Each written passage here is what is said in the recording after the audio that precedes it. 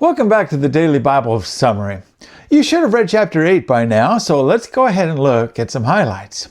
This chapter begins with 4 very comforting words. But God remembered Noah. It's an important recognition that in God's justice and judgment, Noah was not forgotten. This doesn't mean that God had somehow forgotten Noah in the usual sense, or forgot that he was in the ark, lost him among the waters somehow. The word remember in Hebrew often means to act with intention and purpose. God remembered Noah, and now he acts. Having completed the cleansing of the earth, God now proceeds to stop the rain and return the waters to their proper places. God made a wind to blow over the earth, and the waters subsided, the text tells us. The fountains of the deep and the windows of heaven were closed. Now this happened at a steady pace, but it still took 150 days for the waters to abate. As the ark floated along, it settles on the mountains of Ararat, which is actually today in modern Turkey near Iran. But even as the ark touches ground, the water still continues to recede. It was another 2.5 months before the tops of the mountains could be seen, and another 40 days before Noah started looking for any indication that he could leave the ark. Noah began by sending out a raven, but that raven didn't return to Noah. Now, don't worry, it likely didn't go far. Remember, ravens were unclean animals, and Noah only took a pair, so his mate was in there, or her mate was in there, and so probably didn't go too far. Just didn't come back in. If it rested, it would have been on the ark, or maybe the tops of the mountains, or perhaps floating on some carcasses that it would scavenge from. But Noah had better success with the dove. He released it twice, and each time it returned. The second time it came back with a fresh olive leaf in its mouth, indicating the plant life was producing again. The third time he sent it out, the dove did not return. I imagine that dove was probably very happy to get out and stay out of the ark. If I read the text correctly, Noah celebrated his 601st birthday in the ark by removing the covering and looking around. Now the face of the ground was dry, but it still needed more time to dry out completely. God finally gave Noah the go-ahead to leave the ark 2 months later. He told Noah to go out from the ark, you and your wives and your sons' wives with you, and to bring out with you every living thing that is with you, that they might swarm on the earth and be fruitful and multiply on the earth. God again wants to have the earth filled, and they would now be able to do so. Noah also went out with his family and brought all the animals with him. And the first thing that Noah does is he builds an altar to the Lord. Now on that altar, Noah offers a sacrifice, no doubt in thanksgiving, for bringing them through the flood waters. You'll notice that Noah took some of the clean animals and birds for the sacrifice. We do see then that it was a good thing that there were more than 2 of the clean animals in the ark with Noah. The Lord has a favorable reaction to the offering, and he says in his heart, I will never again curse the ground because of man, for the intention of man's heart is evil from his youth. Neither again will I strike down every living creature as I have done. Notice that God acknowledges the human heart is still evil from youth. Sin is still in the world. Now, nothing about humanity has fundamentally changed, yet God promises he will never destroy the world again as he has done. He'll clarify in chapter 9 that he means by flood waters. Now, we do know that the world will someday be consumed and the universe will end, as Peter says in 2 Peter 3. But what God is promising here is significant.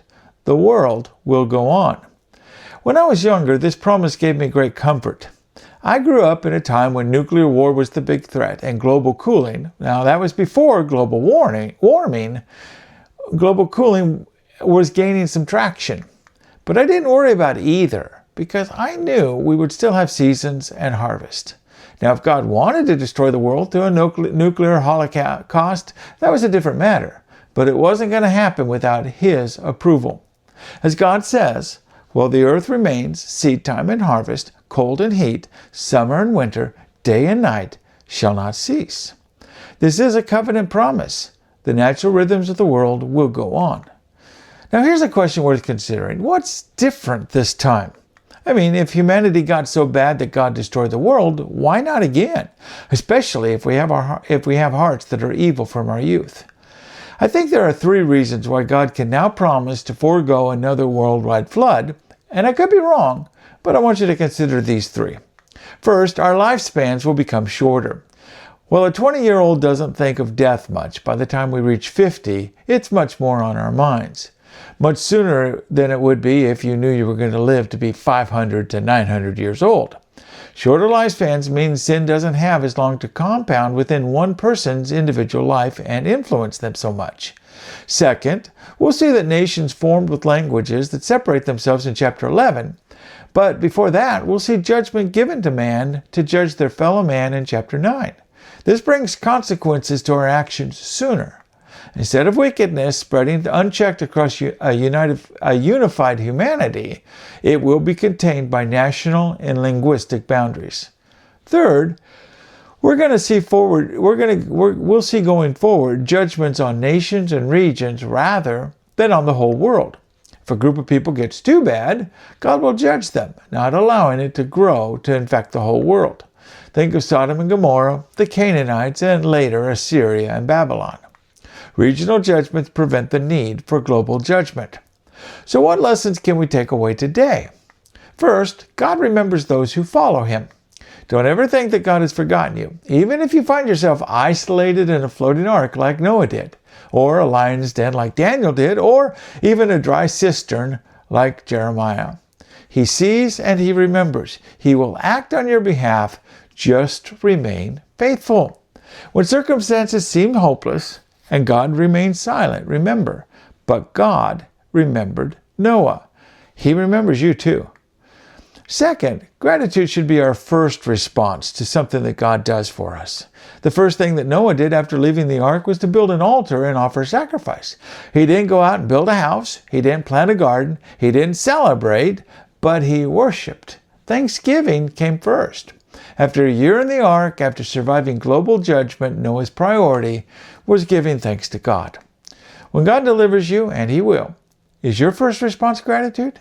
Or do you rush back to your normal routine without even an acknowledgement? Third, we can't trust God's promises. We don't have to worry about what the world is worried about. In fact, we should never fear the fear of the world.